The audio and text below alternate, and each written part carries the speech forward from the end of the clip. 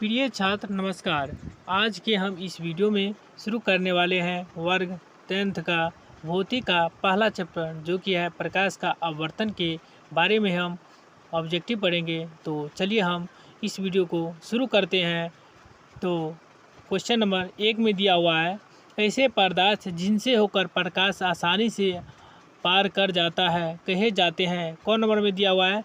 पारदर्शी पदार्थ। ख में दिया हुआ है अपारदर्शी पदार्थ। ग में दिया हुआ है पारभासी पदार्थ। घ में दिया हुआ है बटर पेपर। तो इसका सही जवाब हो जाएगा पारदर्शी पदार्थ, क नंबर।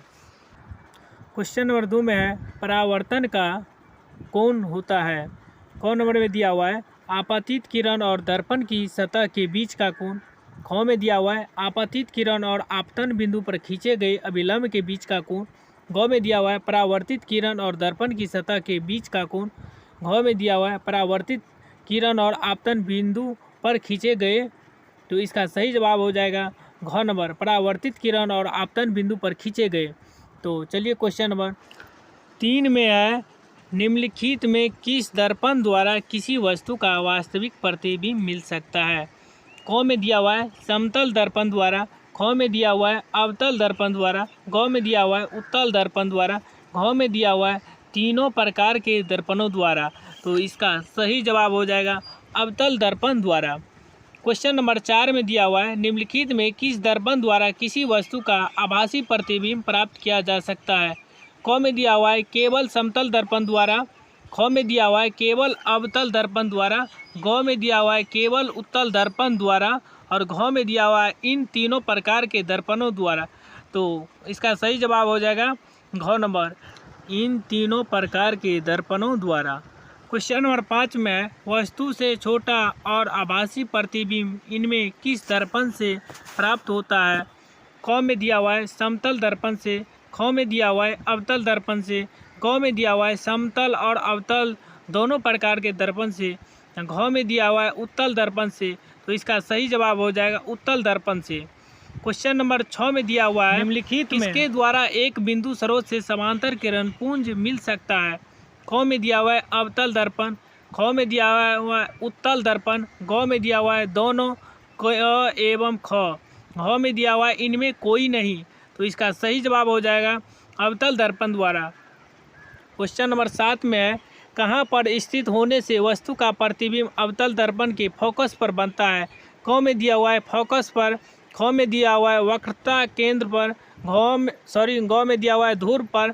घ में दिया हुआ है अनंत पर। तो इसका सही जवाब हो जाएगा अनंत पर। क्वेश्चन नंबर 8 में दिया हुआ है, अवतल दर्पण की फोकस दूरी उसकी वक्रता त्रिज्या की क में दिया हुआ है दुगुनी होती है। ख में दिया हुआ है आधी होती है। ग में दिया हुआ है चौथाई होती है। घ में दिया हुआ है बराबर होती है। तो इसका सही जवाब हो जाएगा आधी होती है अवतल दर्पण की फोकस दूरी।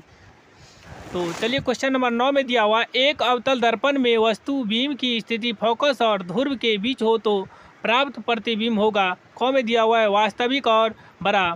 ख में दिया हुआ है वास्तविक और छोटा। ग में दिया हुआ है आभासी काल्पनिक और बड़ा। घ में दिया हुआ है आभासी और छोटा। तो इसका सही जवाब हो जाएगा आभासी और बड़ा।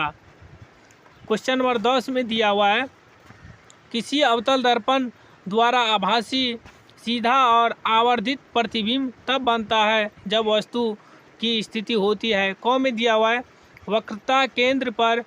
ख में दिया हुआ है वक्रता केंद्र से परे।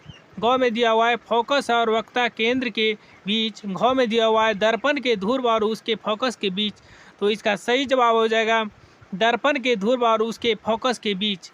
क्वेश्चन नंबर 11 में दिया हुआ है, मोटर गाड़ी के चालक के सामने लगा रहता है। क में दिया हुआ है समतल दर्पण। ख में दिया हुआ है उत्तल दर्पण।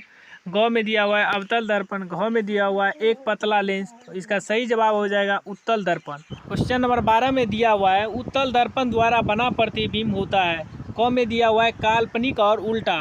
ख में दिया हुआ है काल्पनिक और सीधा। ग में दिया हुआ है वास्तविक और उल्टा। घ में दिया हुआ है वास्तविक और सीधा। तो इसका सही जवाब हो जाएगा काल्पनिक और सीधा। क्वेश्चन नंबर 13 में दिया हुआ है, उत्तल दर्पण द्वारा बना प्रतिबिंब होता है। क में दिया हुआ है हमेशा सीधा।